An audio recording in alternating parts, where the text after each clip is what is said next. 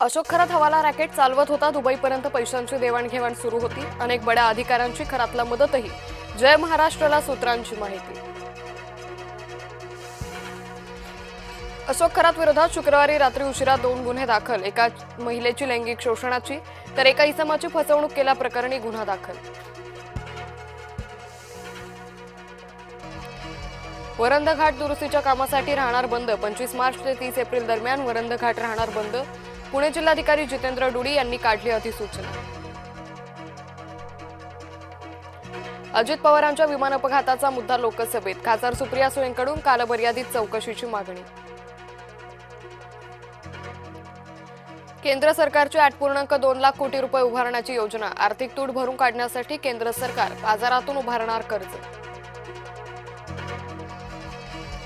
सरकारकडून 858 कोटी रुपयांचे 2 संरक्षण करार. भारतीय लष्करासाठी तुंगुस्का हवाई संरक्षण क्षेपणास्त्र खरेदीचा करार. रशियासोबत केला महत्त्वपूर्ण करार. आजपासून क्रिकेटच्या हातांसाठी पर्वणी. IPL 19चा होणार श्रीगणेशा. पहिल्याच सामन्यात गतविजेत्या बंगळुरू समोर हैदराबादचं आव्हान.